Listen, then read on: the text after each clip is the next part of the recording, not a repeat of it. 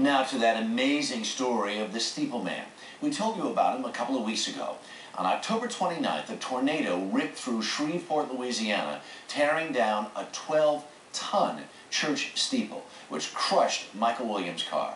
Firefighters worked nearly an hour to pry him from the wreckage. He was so badly hurt, it took about 40 doctors and nurses to get him better again. Well, thankfully, he is back at home, and he joins us now exclusively from Shreveport with his wife, Judy. Good morning to you both.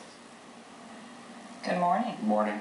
What is the first thing, Michael, you remember after regaining consciousness once the steeple had fallen on your car? The first thing I remember is an image that I will keep with me for the rest of my life, and that is watching the firefighters and the EMS workers running towards me. It looked like a scene out of a movie. Their coats were flapping, they were running in slow motion, and they surrounded me immediately, and I knew I was going to be all right from that moment on, but I will never forget what that looked like. Wow. More than a dozen people worked on you. It took them almost an hour to get you out of the car. Several of the responders said, we never had to work so hard to get somebody out of a car who survived. How did you stay conscious?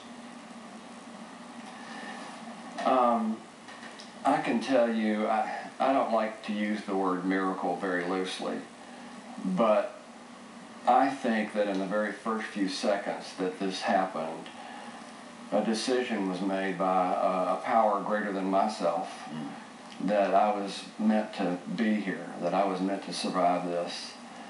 And I understood that immediately.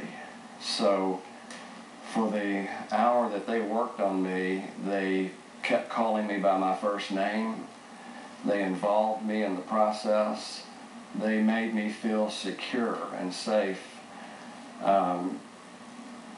Even though the big decision was already made for me to live, I think that these men and women saved my life in the first few minutes. And I just turned myself over to them. I just let it happen.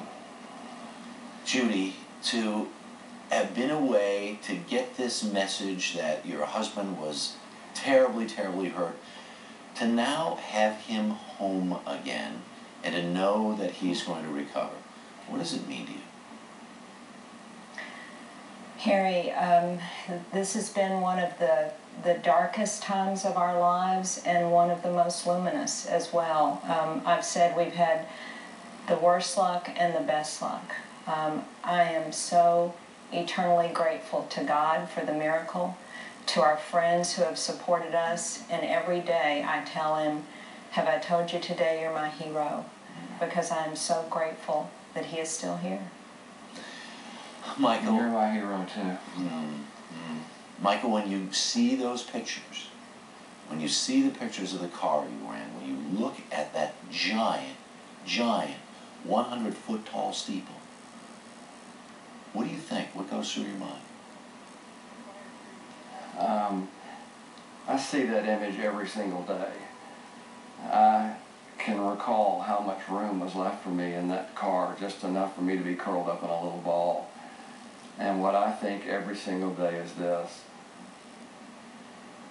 This was a miracle. I was protected and shielded from this. And when I do look at it, it just brings it home to me every day that I have so much to be grateful for. I think that this will change my life. This is a life-changing event, but it's just going to make my life better because I'm so filled with gratitude right now. It's really kind of hard to express it to you, but I'm a lucky person and I've got a really good life. Michael and Judy, thank you so much for taking the time to share your story with us this morning, and we do hope for a speedy recovery. Thanks a bunch.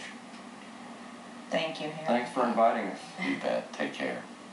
Gratitude. It's all about the gratitude, right? What a nice couple. And he obviously has a long way to go, but this was just a few weeks ago. He's still in 24-hour care right now, and it's going to be that way for a while, but in a couple of months he hopes to be able to start to walk again.